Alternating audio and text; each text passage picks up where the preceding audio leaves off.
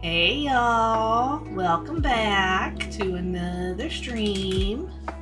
How's it going? How's your week been so far? I hope everybody's doing great. I'm doing pretty honky-dory myself. I don't know why I'm speaking with this accent. But, yeah, I'm doing good. I hope everybody else is doing good. Looks like viewership is a little low right now, which is fine, which means nobody saw the little snafu I did earlier. I'm okay with it. Just making sure everything's loading as it should, and it did. Alright, wunderbar.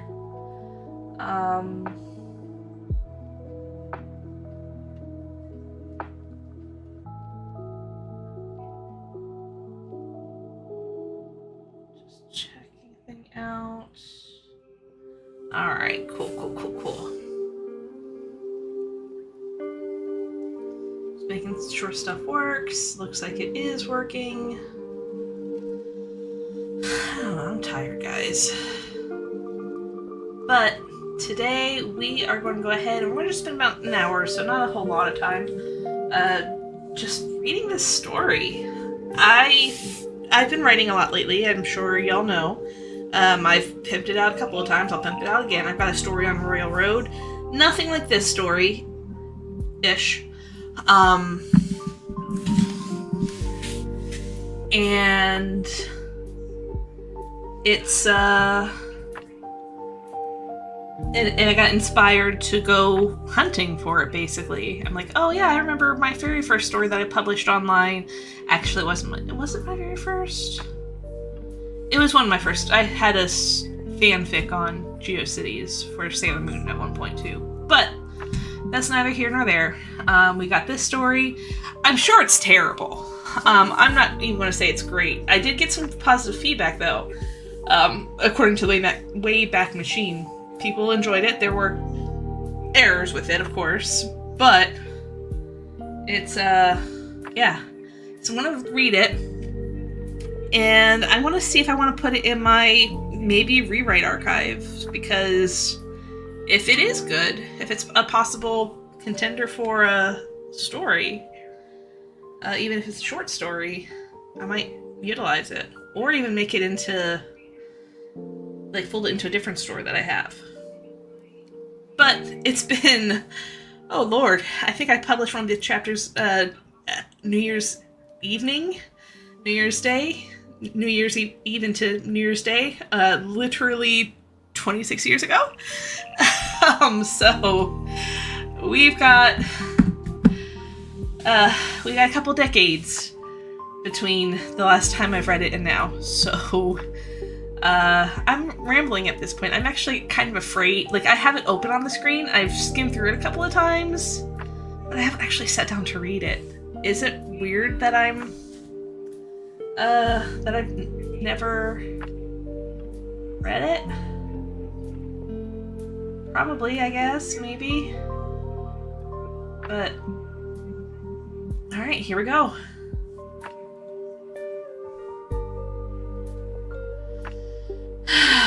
Lord.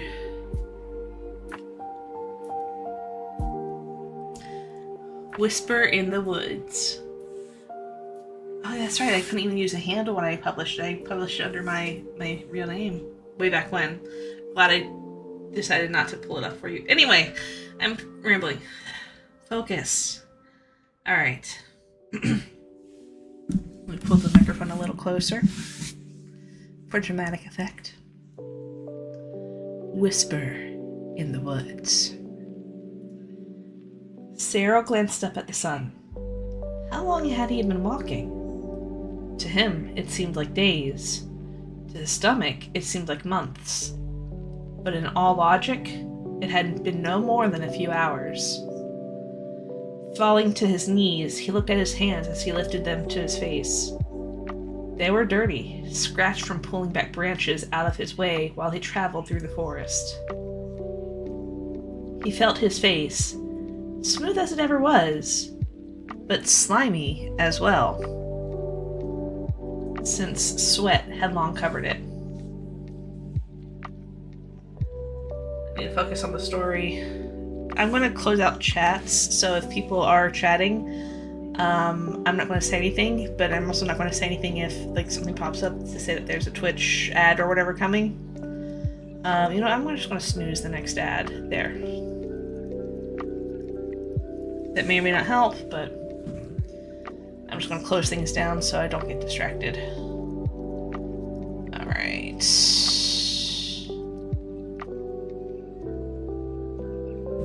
Alright, back to this.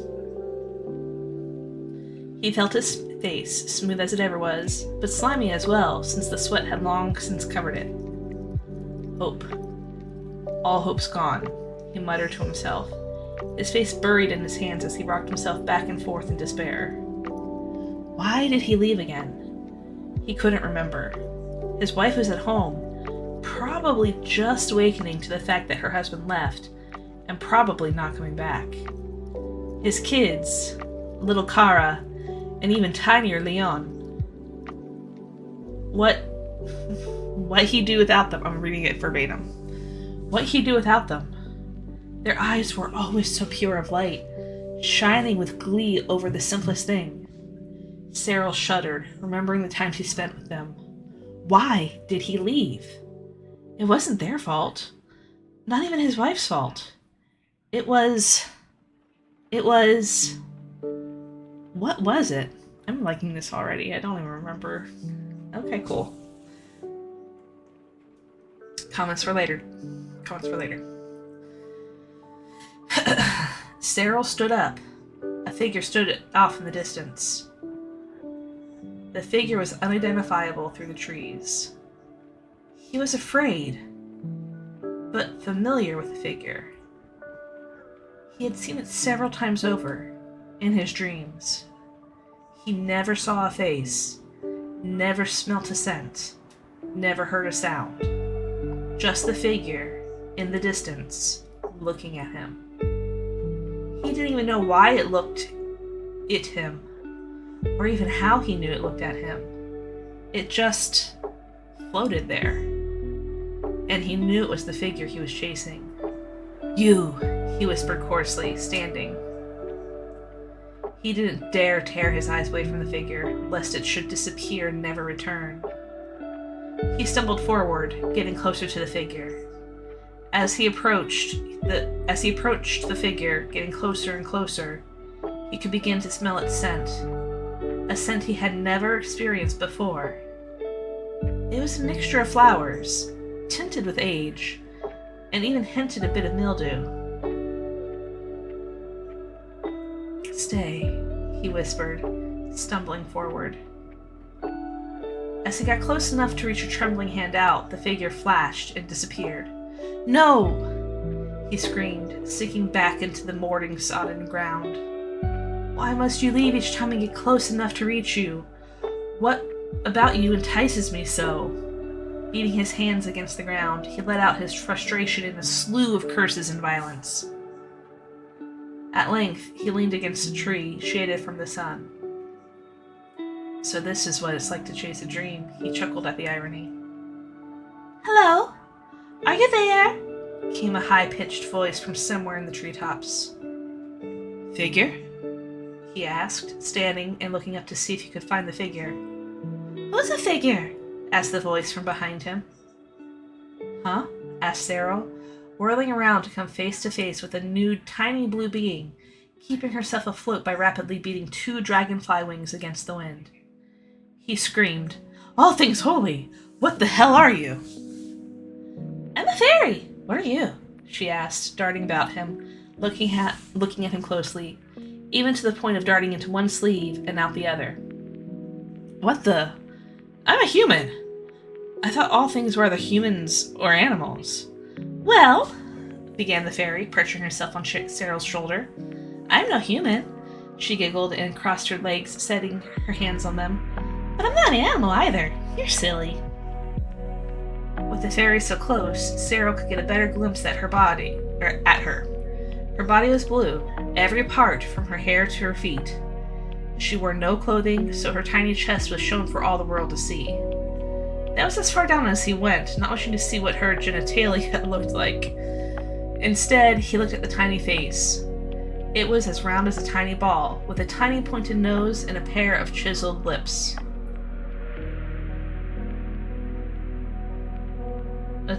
Sorry. Her eyes were no color, but a shiny, high-spirited black.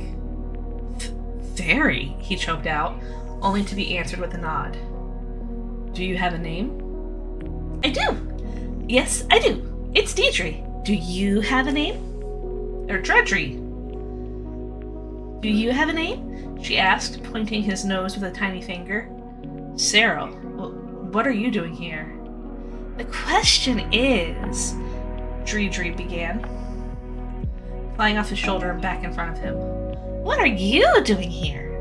I live here.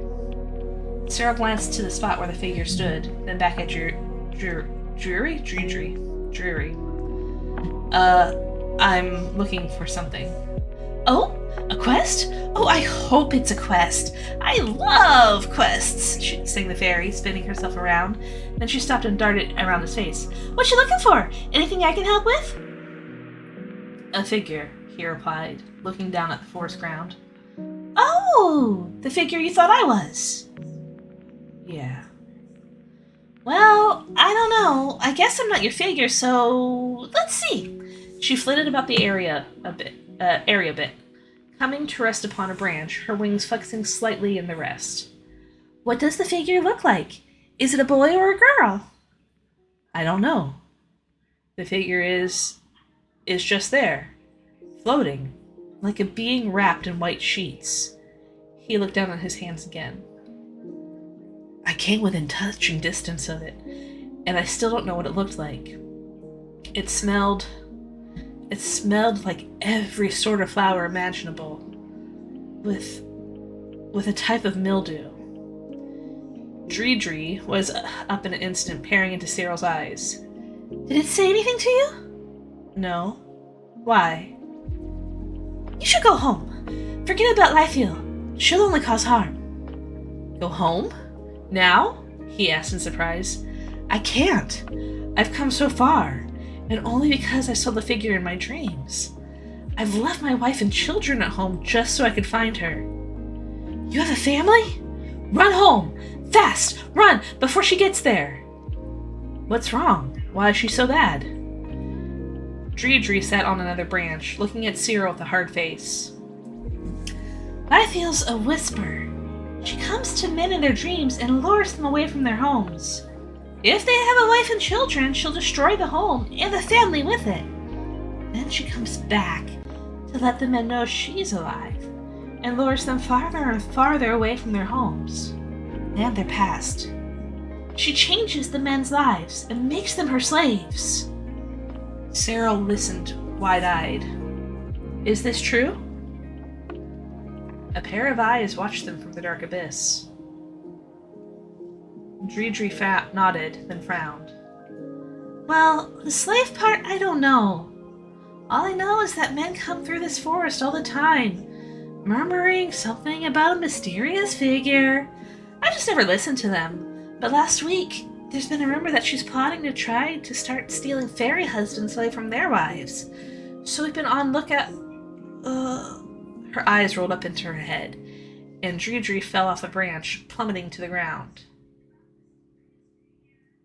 Dredry! Exclaimed Cyril, leaning over to catch the fairy in his palms. Dredry, what's wrong? Are you okay? Her gaze returned for a moment. Go home, she choked out before falling limp. Cyril shook the fairy. Wake up! Wake up! But it was no use. After a moment in Cyril's hands, Dredry's body lit up, glowing a pale color, and it soon dissolved, becoming tiny specks in the wind that had just sprung up. Oh look! I'm being distracted by somebody that's getting their message deleted. Bye! Okay, back to this. So Dredry just died. I don't remember that at all. Go me. Let's see. So Dredry just died and dissolved. The eyes closed. Good. Nothing. Cyril's hands parted, and he looked at the air between them.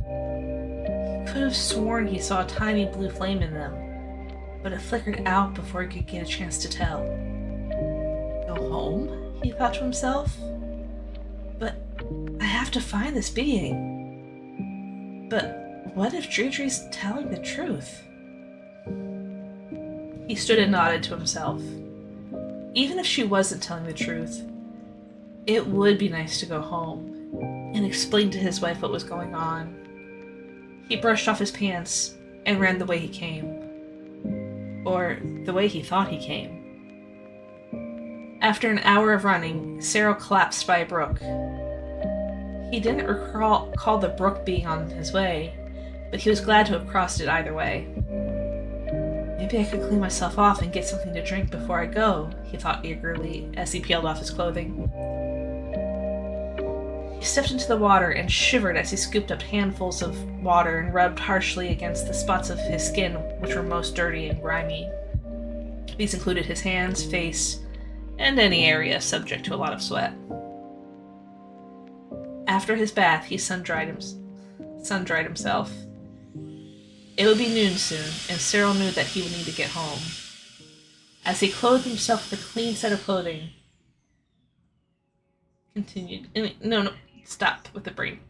As he clothed himself with a clean set of clothing, which he packed in preparation for a long journey. Keep reading, Onya. He couldn't help but think of his home. Ophelisa was a kind woman, cooking, cleaning, and caring for Cyril and his children.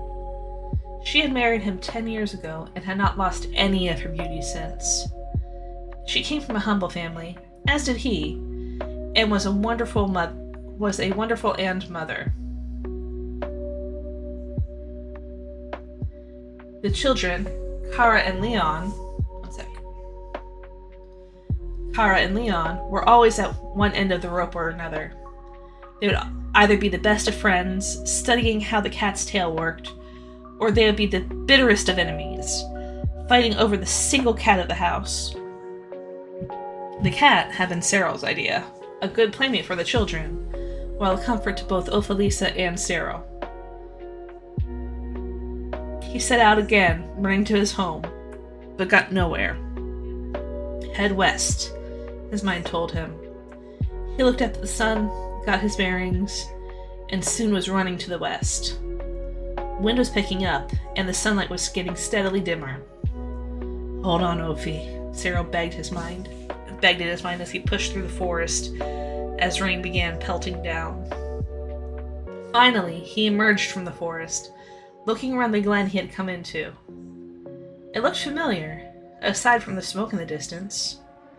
He nearly passed the smoke up for being a forest fire caused by lightning, but he didn't recall lightning, and his heart pumped already with fear of what could have befallen his family. He ran to smoke, pillar getting thicker and thicker as he neared the source. No, he breathed as he stepped on a hill that overlooked the remaining glen.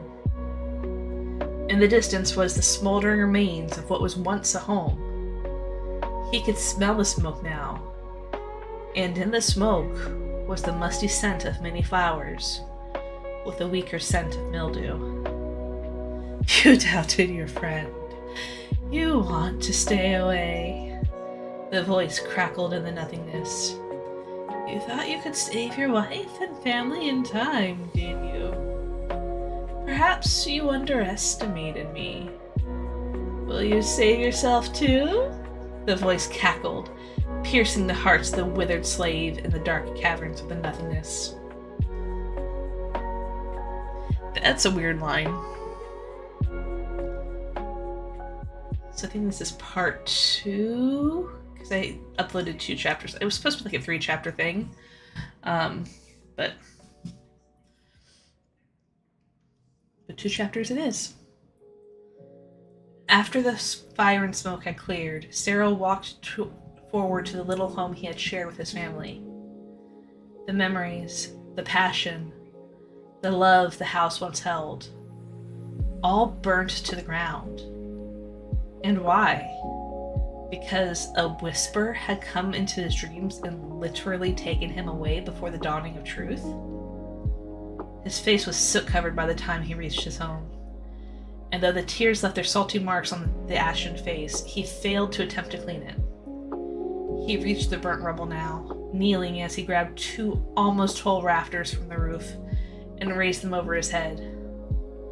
For the love of my wife and daughter and son, I, Cyril, swear by the moon, stars, and sun, that I will exact my revenge on you, Lithiel. I swear it. Rawr. Oh, sorry. The enraged voice boomed into the heavens from the small man by the pile of rubble. He then dove into the remains to search for items or mementos that he could keep. Brushes, combs, pieces of metal were found, but no sign of bones, or jewelry, or even a picture were left. Everything aside from junk and wood bits were burnt to ash. No, he choked out through his agonized tears, beating his hands to the ground. Oh, Felisa, he breathed, his back shaking, symbolizing his tears. Like my little gift for you? I hope you do. Memories are such a precious thing. Don't waste them on another pretty girl. Ha ha ha! Shall I test these memories? Let's see how easy you forget. Sarah looked up as the storm clouds parted. Although the storm ended very quickly, the clouds remained for a while. Now, the sun began shining, showing a pleasant light that illuminated the glen in an eerie light. Standing, he ran a hand through his hair and looked about. His gaze went past a trail to rows of trees to his left, to rows of trees ahead of him, to rows of trees to his right. In the middle of the trees to his right was a white image, floating, mysterious, and even without eyes. It beckoned him to come. Should I go? He asked himself. Follow her? If I do, I run the risk of having my life taken away and becoming a slave. But that way, I also have a chance of killing her. His mind made up, he stepped forward to her. I'm coming, he said in a firm, commanding voice. The figure seemed to smile as Cyril came closer. Then, as he came close, she disappeared. Cyril stood in place for what seemed like an eternity.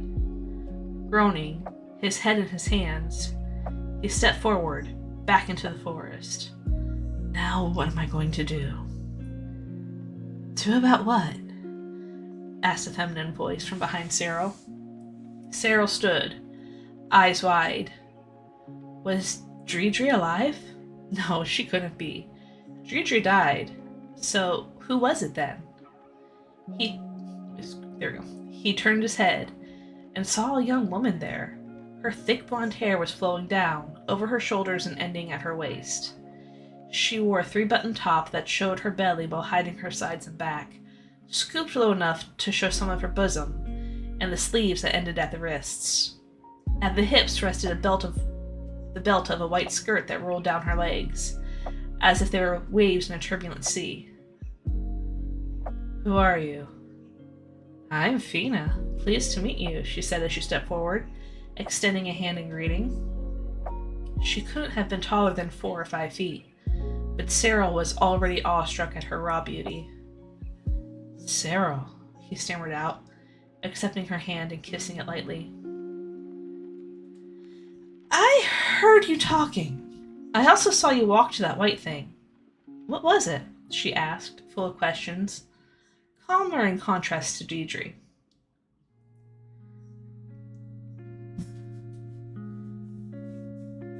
Cyril turned his head away, frowning at the thought. That white thing, as you call it, it has ruined my life. He looked up at the girl and saw her face, disappointed at receiving it such a curt answer. Cyril sighed and raking a hand through his hair, he continued. It's a life, She came to me in my dreams and lured me away from my home. And while I was away, she destroyed it, leaving nothing for me to remember them by. Quietly, Fina stepped up to him, laying a calm hand on his shoulder. I know you probably want to be left alone, and that you don't want some girl hanging around. And I know you're probably upset. But after hearing about the injustice that Lithiel has caused you, I'll join you, and help you against her. She bit her ruby lips, smiling uncertainly at him. Sarah let loose a gentle grin, putting a hand on this lovely lady's shoulder. I'd be glad to accept your help. A cackle tore the air of the dark castle in a barren wasteland.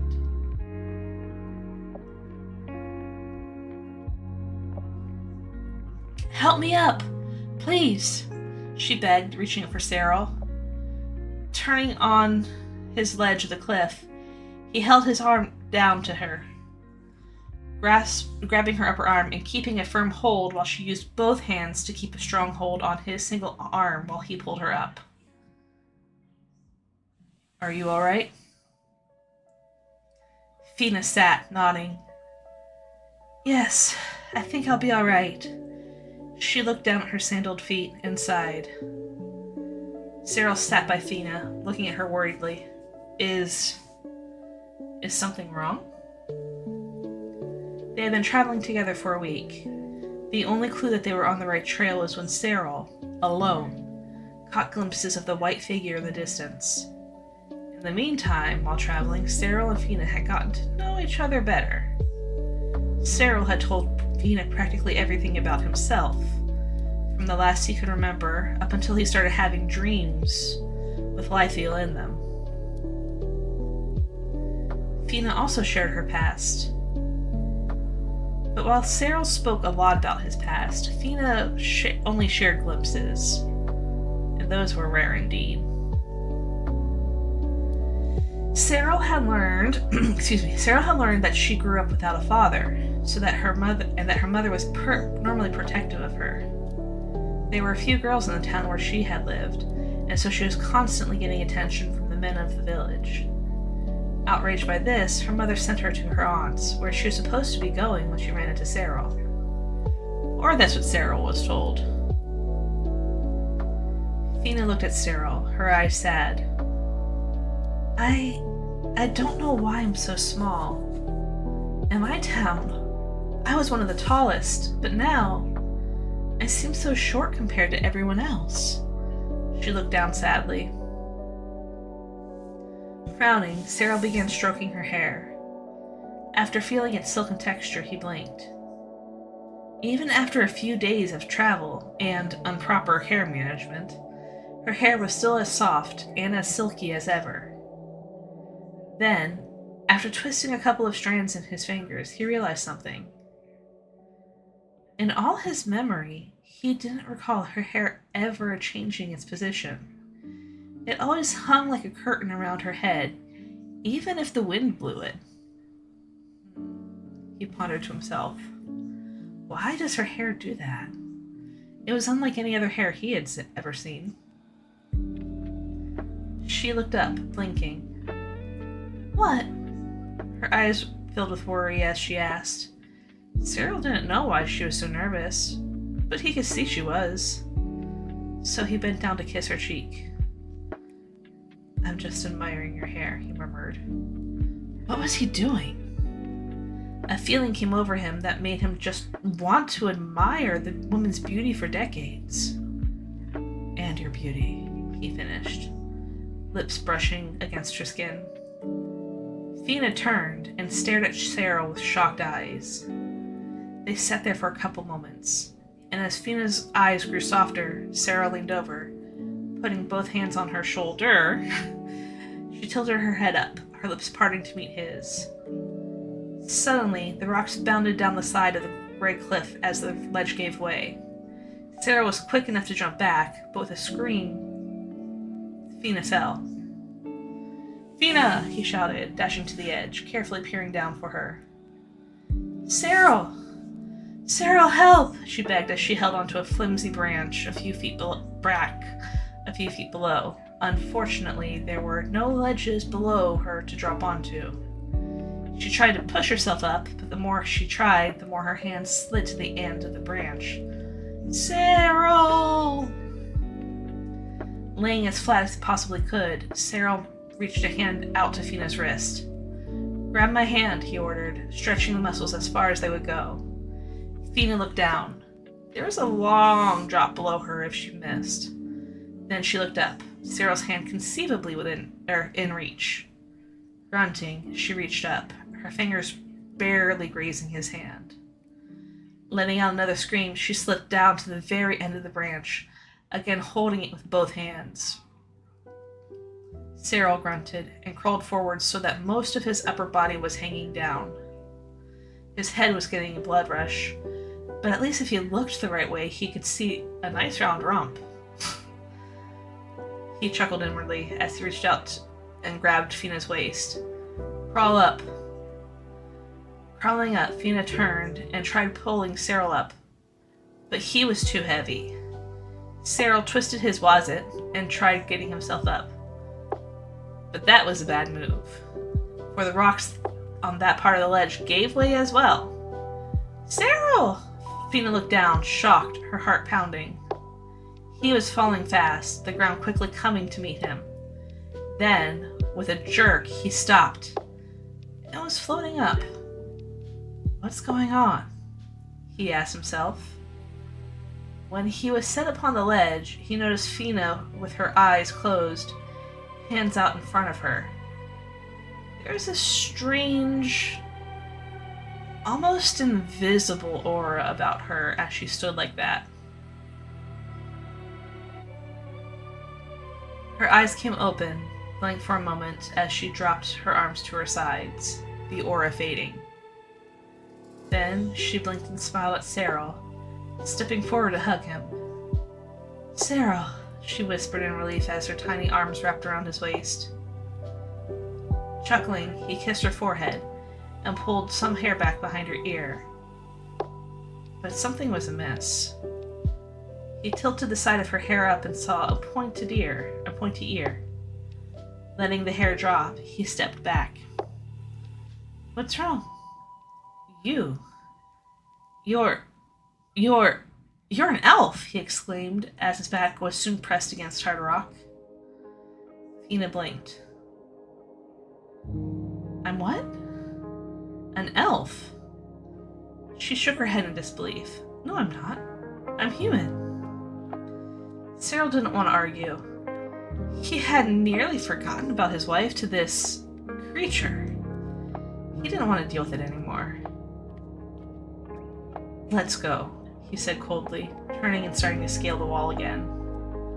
Cyril, please, listen, begged Fina as she followed. But there was no answer. And that's where I left off.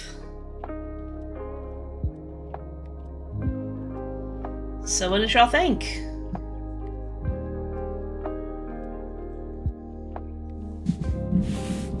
Oh, we got not a lot of viewers again. Okay, that's fine. I feel like it would make a good short story. I can't see me like folding it or expanding it into an epic adventure, especially since I've got a few already in the works. But it definitely could be something that I could expound on. Do maybe a couple rewrites. See where those go.